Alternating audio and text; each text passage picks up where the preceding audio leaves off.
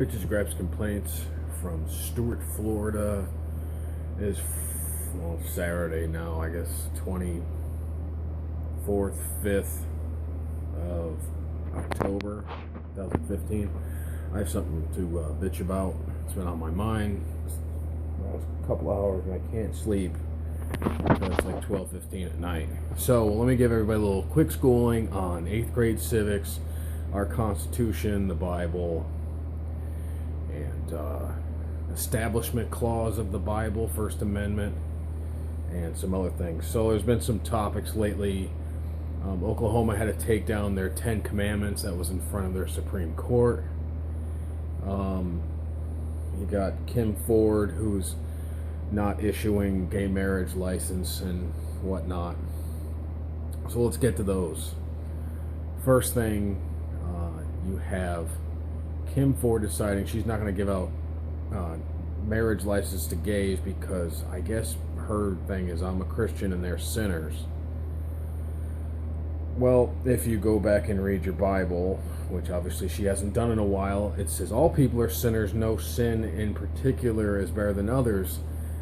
So she doesn't seem to have a problem with giving out to other people, say divorcees, drunkards, etc., as most of them don't. They're like, oh, I don't, gay people are sinners. All sins equal. There's no one sin better than others.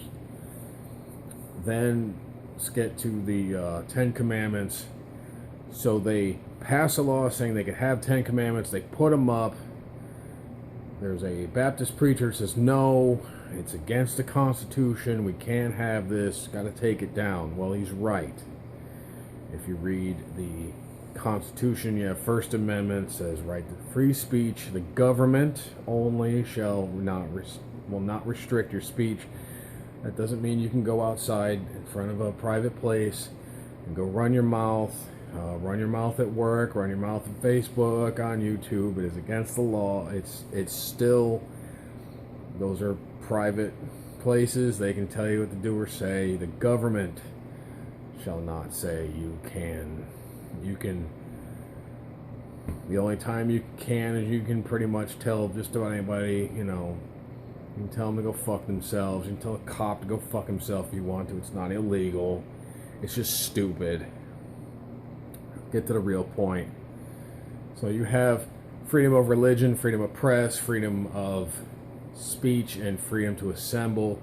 You also have the Establishment Clause, which says the government shall not establish any religion over another one. People like to say, well, our country was founded on Christian principles. Actually, it wasn't. Most of our forefathers were not Christians. They also did not want the government meddling in the affairs of any particular religion. They came from Church of England, and they didn't want that here, so they said, no, put this in there.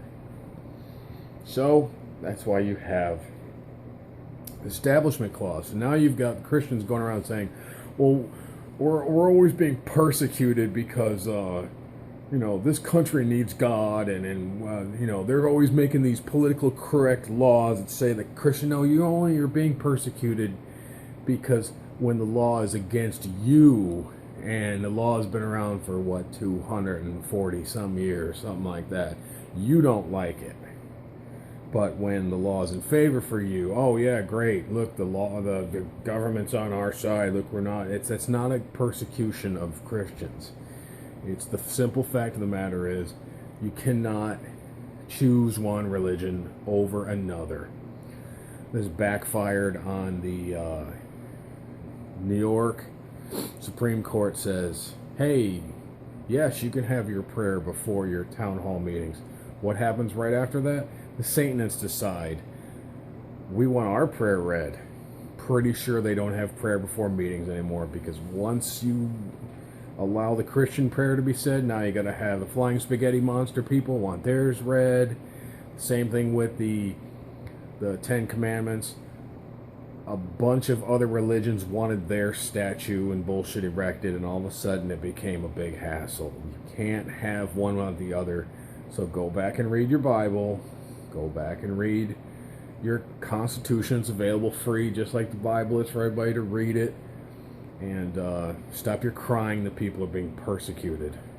Leave a text, comment, video response.